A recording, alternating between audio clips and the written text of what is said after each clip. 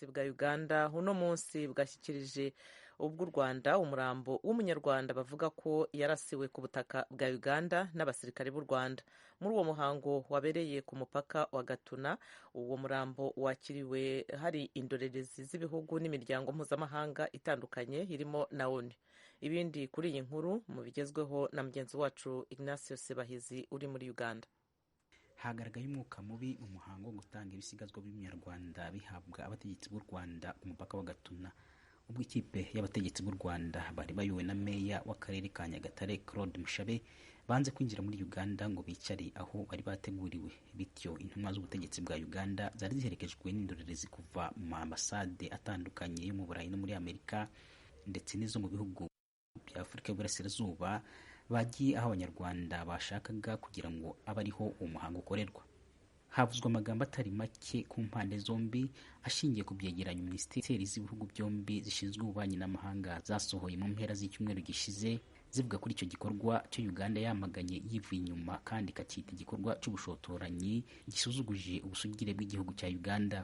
Ukuriye umutekano mu karere ka Kabare gahanye umupaka n'u Rwanda kandi kari hafi n'aho icyo gikorwa cy'ubwicanyi cyabereye, Bwana Gadi Rugaju yavuze ko kenshi abasirikare b'u Rwanda bafite imbunda bavogera ubutaka bwa Uganda ariko Uganda ikicecekera. Since this border was closed, we have had very many issues. Ati kuva aho umupaka wafungiwe twagiye tubona abasirikare benshi b'u Rwanda bitwaje imbunda bambuka umupaka bakinjira muri Uganda, ariko twe nka Uganda turicecekera tukabona binjira bakongera bagasubira inyuma tutabanyeze na gato. Ariko aho bigeze ndabona bitakongera kwihanganirwa. Twifuza kubana n'abanyarwanda mu mahoro, ariko nk'abashinzwe umutekano turabasaba kubuza abanyambunda banyu gukomeza kuvogera Uganda. Ubu bwari ubugira gatanu ukurikije raporo zacu. To stop your gunmen from crossing to Uganda. Meya w'akarere ka Nyagatare Mushabe Claude wariyoboye abanyarwanda baje gufata ibisigazwa by'umuntu wabo ashimangira ibyari mu cyegeranyo cyasohoye na Minisitiri w'Ububanyi n'Amahanga w'u Rwanda Richard Sezibera. Yavuze ko icyo gikorwa cyabereye ku butaka bw'u Rwanda ariko ntiyasobanura ukuntu umurambo wishwe wageze mu maboko y'ubutegetsi bwa Uganda niba yaraguye ku butaka bw'u Rwanda. In as far as giving us our deceased one is concerned, Rwanda mu rwego rwo kuduha umurambo w'umuntu wacu, igihugu cy'u Rwanda ntabwo gishobora kwemera na gato abambuka umupaka bakora forode binjiza ibicuruzwa bitemewe n'amategeko, kandi byanakabaye byiza muduhaye n'abandi banyarwanda bafungiwe mu gihugu cyanyu. Nejo haraye hafashwe abandi babiri, nimuduhe n'abazima nk'uko muduhaye wapfuye. It's better than you bring us even those who are still alive. Ubu bwicanyi Minisiteri y'Ububanyi n'Amahanga ya Uganda yise igikorwa cy'ubugome cyakozwe n'abasirikare b'u Rwanda ku basivile bwabaye mu ijoro ryo kuwa gatanu. Ukurikije Uganda hishwe abantu babiri, umunyarwanda Kerenge Jean Batista hamwe n'umunya-Uganda Nyesiga Alex.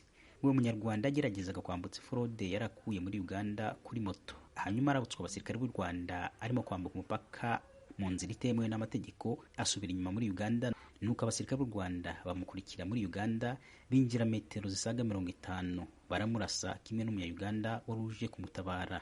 Mu musirikare wabarashe yaje ahisha imbunda ye mu ikoti nini ya gisirikare.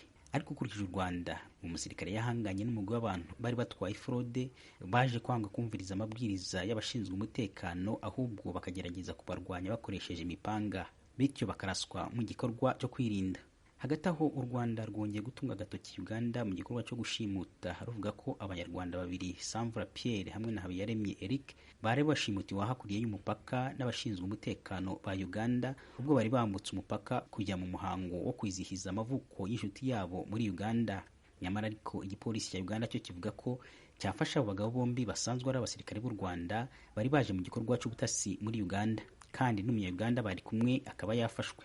Nibutse ko hashize amezi atari make Uganda n'u Rwanda barebana y'ingwe, buri gihugu gishinja kigenzi cyacu ubugambanyi.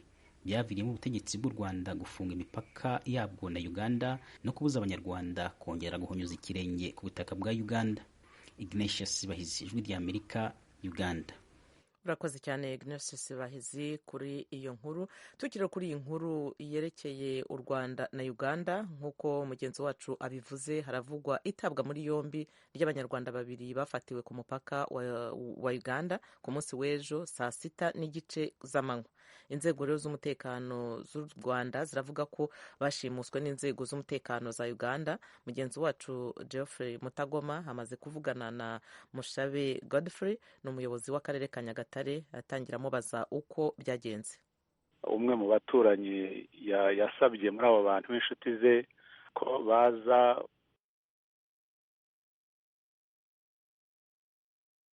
ku mukoro wo kubatirisha abana be, hanyuma baragenda bagezeyo bari mu rusengero. Birumvikana ko hari kubatiza kw'abana, muri urwo rusengero niho ababakuye barabatwara.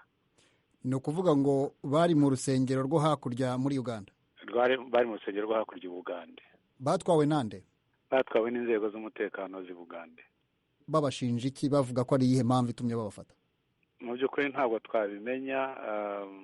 Amakuru twahawe ni uko gusa aba bantu bari mu rusengero bakabajyana. Impamvu n'ibyo bababajije ntabwo twari twayimenya.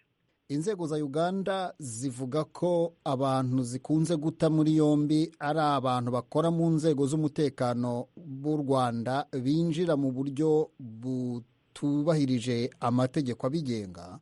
Aba bantu bafashwe bari mu rusengero baba ari abaturage basanzwe?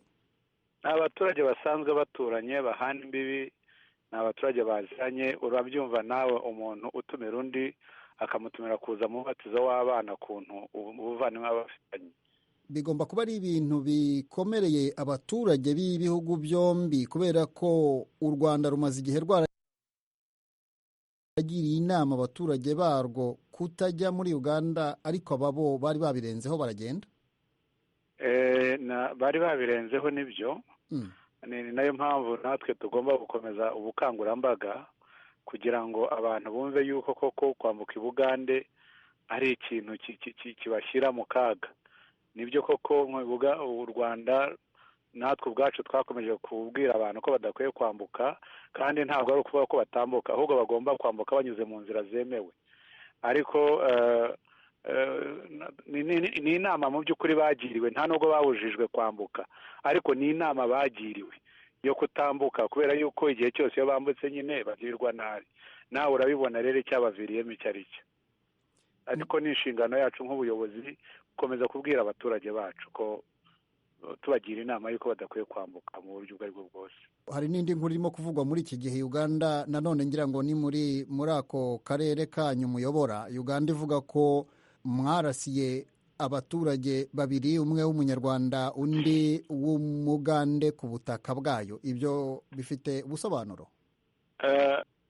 Icyo nakubwira cyo ni uko koko iryo raswa ryarabaye, ariko mu kuba abaturanyi bacu b'i Bugande ni abantu kenshi na kenshi usanga kunyura mu nzira zitemewe bitabatera ikibazo. Ubucuruzi buca mu nzira zitemewe ubona yuko butabatera ikibazo. Barambutse rero nibyo, bambutsa ibicuruzwa mu buryo butemewe, ni magendo. Inzego z'umutekano zigerageje kubahagarika, batangira kuzirwanya, batangira gukoresha uburyo bwose bushoboka. Birumvikana rero ko inzego z'umutekano igihe habaye ikibazo nk'icyo urimo zirwanya, ikibazo cyaba cyose kiba cyashobora kuba. Bo barwanyije bashaka kwinjira cyangwa bashaka guhunga? Kuko ntabwo byaba byumvikana uburyo barwanya inzego z'umutekano w'u Rwanda kandi bakagwa ku butaka bwa Uganda. Ibyo ni ukuri. Ngira ngo icyiza ni uko habayeho ukomeje kubiperereza ku mpande zombi, babona ukuri guhari. Ikigaragara ni uko u Rwanda natwe nk'igihugu nta nyungu dufite mu kujya gutera abaturanyi b'i Bugande. So twebwe icyo twakubwira ni uko barasiwe, igikorwa cyakorewe ku butaka bwacu. Gufatwa kw'abaforoderi byakorewe ku butaka bwacu. Ibindi birenze aho ngaho ni uko abantu bashobora gukomeza bakazamenya ukuri uko ariko twebwe ukuri kwacu nk'akarere ni uko.